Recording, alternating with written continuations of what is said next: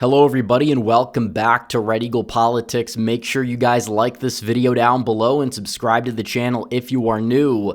So despite a lot of talk about an economic collapse from so many people, mainly those on the left, those within the establishment that are just trying to undercut Donald Trump's trade policy, what did they exactly say over the past couple of months? They said that we are heading for a recession. You had these projections for GDP growth at -3%, and technically we were slightly in the negative at 0.3%, mainly because there have been many imports recently, which is kind of meant to, I guess you would say, limit any possible negative externalities from these tariffs, but still much better than expected.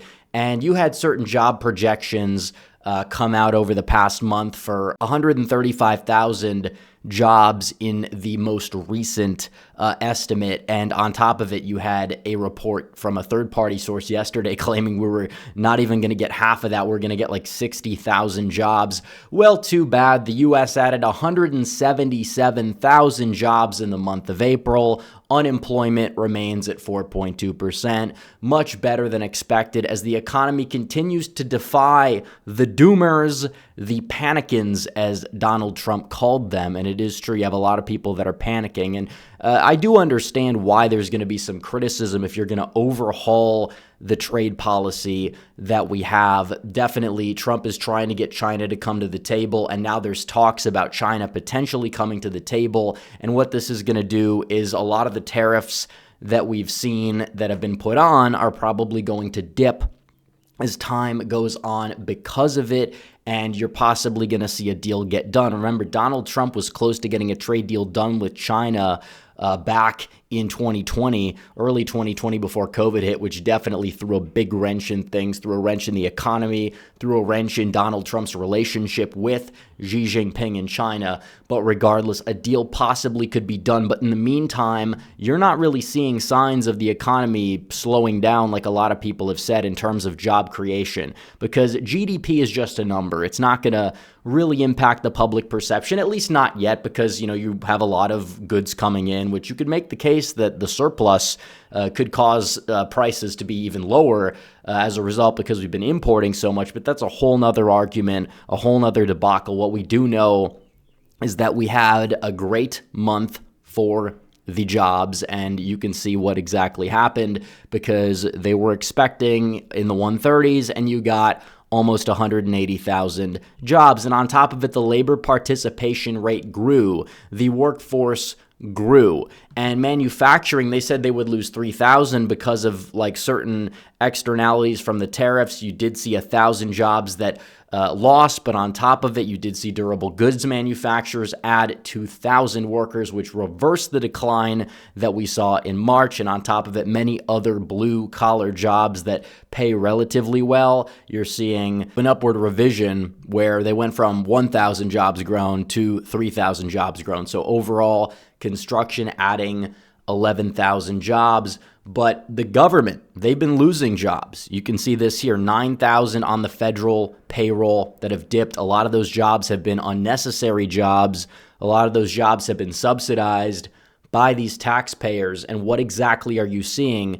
You are seeing those numbers fall, and jobs for, people in middle America, they're the ones going up. You see more full-time employment. You see less people working two jobs. You see, an uptick in part-time employment, but not by a ridiculous amount. And that's a good thing. And when you look at the U6 rate, because this is crucial, because the unemployment rate doesn't tell the full story, but if you look at U6, U6 is something that kind of does tell you, okay, there's people that are maybe working a little bit part-time here, but they're not really a full part of the workforce. These people are still struggling to get by. The rate for them, if you look at it in March 2025, it was 7.9%. And right now it's 7.3%. So you do see a dip from March. And even if you look at it seasonally adjusted, it's been down significantly from February. It was at 8. Now it is at 7.8%. So a little bit of a dip there, but you do see that taking place in the unemployment rate, which is technically a positive sign. And you could look into the jobs report and you see 14,000 financial activities jobs, 17,000 professional and business service jobs, 24,000 leisure and hospitality jobs, 29,000 transportation and warehousing jobs, and 70,000 private education and health jobs. So a lot of these sectors are continuing to grow under the Trump administration. You see Trump go in there. He hasn't fully extended his tax bill yet, but he's done some things for the economy besides the whole tariff thing. You are talking about regulation reduction. Trump eliminated a lot of regulations. Biden put a lot of them back on. Donald Trump, again, taking them off, allowing certain jobs to grow, thrive, etc. You are seeing that as things stand right now. But more importantly, you have to talk about the fact that a lot of the job growth that Biden saw was not from Americans. It was from foreign-born workers, many of whom are non-citizens, many of whom are not Americans, many of whom are illegal aliens. And you are seeing the payrolls for them dip significantly. Government jobs are dipping significantly. And you're seeing a lot of the growth for native-born American citizens, the people that have been left behind by the previous administration. And you are seeing a big drop-off in a lot of these, foreign-born jobs numbers. And it's like, it begs the question, is there possibly a lot of self-deportation going on? Because Donald Trump's deportation numbers, you have in the six figures. That's not bad. But again, those are kind of like rookie numbers. I get the fact that it's early. I get the fact that ICE has been underfunded. They're getting more money, and that's a good thing. And hopefully they're going to execute more mass deportations. We love to see that. But also, there's been a lot of self-deportation, you could argue, because of the fact that you have this highly publicized, deportation thing going on. When a lot of people are seeing people get deported in high numbers, they're just going to want to go out themselves on their own terms. They don't really want the legal trouble. Donald Trump has basically set up the app that waved an amnesty wand over a lot of those like Haitian immigrants in Springfield, Ohio, that became a hot button issue before the election. Trump has revised the app so it makes it for people to self-deport easily, kind of teaches them how to do so. And again, that's a very, very solid thing. And you're talking about 96% of the jobs that have come from the private sector. In Biden's final 2 years, that was only 74%. So a lot of Biden's jobs were government jobs, and that's true. But now you're seeing a lot of the growth come from the private sector. Meanwhile, federal employment has gone down by 26,000 jobs, despite going up by 140,000 jobs in Biden's last 2 years. There's no way we need that many federal employees at that unprecedented rate. It's definitely a bloated bureaucracy that we have, and Donald Trump is downsizing government and the bureaucracy, and in turn, he's unleashing private sector growth.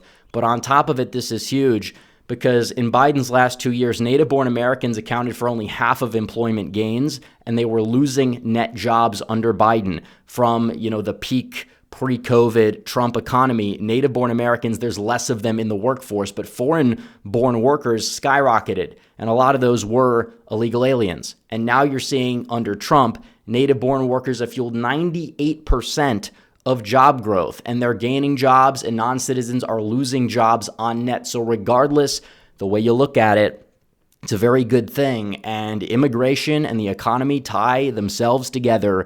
And when it comes down to American citizens, native-born workers, they've been frozen out under the Biden economy. But right now, you're not exactly seeing that happen. You're seeing a reversal. You see border crossings dropping by like 98% since Donald Trump took office. I mean, that is a massive, massive drop-off. The border crisis single-handedly was basically ended. And yeah, we need more mass deportations. We need more border security. We need to finish the wall. All that stuff is true. Don't get me wrong. But the bottom line is that, yeah, we definitely are much better off and on a much better trajectory in many regards over Trump's first 100 days. And that much is true. And a lot of people will talk about the stock market and the tariffs. Well, again, like I said, I think that you could make the case that the tariffs are going to go down significantly as more deals get made. And if deals get made in May, that would be a great, great thing. Not necessarily just a free trade deal, a fair trade deal. We're not going to get ripped off, and we're going to get more of a say and kind of reorient the economy in a more protectionist, America First fashion that still allows the economy to grow and stay robust.